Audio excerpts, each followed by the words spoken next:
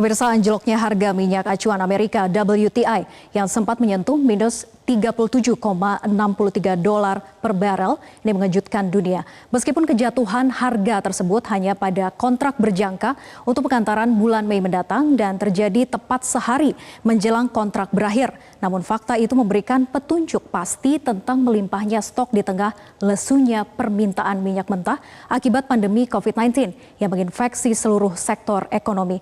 Lalu seperti apa datanya? Perkembangan stok dari versus permintaan dengan minyak mentah dunia selama COVID-19 melanda di dunia. Kita lihat fakta dan datanya berikut ini.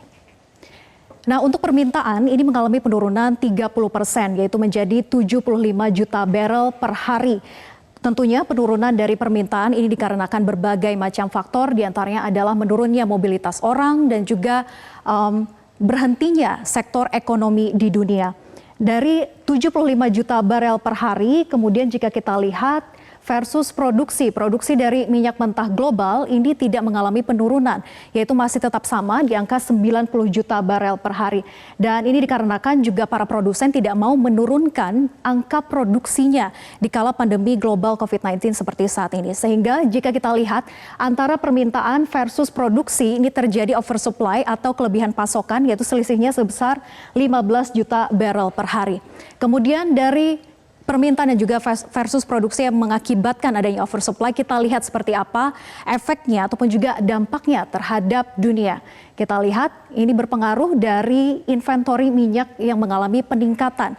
Di mana kalau kita lihat dari sisi Amerika Serikat saja contohnya, ini mengalami peningkatan stok yaitu senilai 503 juta barrel dan peningkatannya sebesar 17,1%. Ini adalah angka persentase yang cukup tinggi jika terakhir terjadi pada Juni 2017 lalu. Sementara kita lihat dari inventory pusat minyak mentah global yang terbaik di Amerika Serikat, yaitu di Oklahoma, ini melonjak yaitu 55 juta barrel atau kenaikannya sebesar 51,3%. Dan ini bukan hanya terjadi di Amerika Serikat saja yang mengalami peningkatan inventory sebesar 17,1% ini, tapi juga terjadi di negara-negara lain yang tergabung dalam OECD atau Organisasi Kerjasama Pengembangan Ekonomi, yaitu di negara-negara OECD ini mengalami kelebihan pasokan yaitu 3,06 miliar barrel atau kenaikannya persentase sebesar 6,3%. Sementara di kapal tanker global pun juga mengalami peningkatan yaitu inventorinya sebesar 120,8 juta barrel atau kenaikannya sebesar 132%.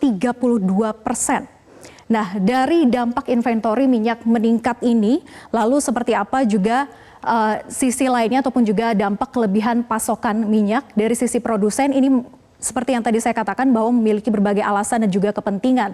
Bahkan para produsen ini lebih memilih untuk mensubsidi para pembeli ketimbang harus menghentikan produksinya. Dikarenakan ongkos produksi dari menghentikan maupun juga mengaktifkan kembali mesin produksi untuk minyak mentah global ini akan meningkatkan kos yang lebih tinggi lagi ketimbang harus produksi normal seperti mana biasanya.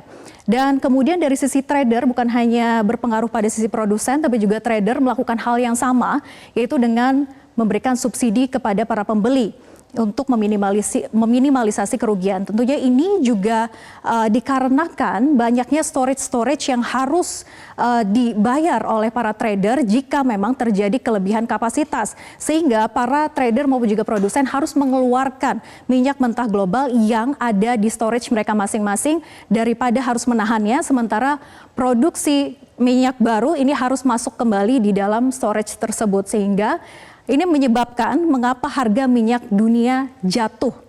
Dan lalu apa yang bisa menjadi harapan kita semua di tengah pandemi COVID-19 saat ini? Harapannya adalah pemangkasan produksi tentunya dari OPEC yaitu sebesar 9,7 juta barrel per hari. Dan ini akan memberikan dampak sebesar $6,5 per barel. Dan tantangannya adalah memang tergantung seberapa panjang, seberapa lama pandemi COVID-19 ini akan berhenti. Ini adalah menjadi faktor penentu permintaan global ke depan, di mana aktivitas ekonomi kembali berfungsi, kembali berjalan normal, dan juga tentunya dari sisi produksi akan tetap berproduksi seperti mana biasanya dan adanya permintaan yang sesuai seperti sebelumnya, yaitu tidak terjadi oversupply.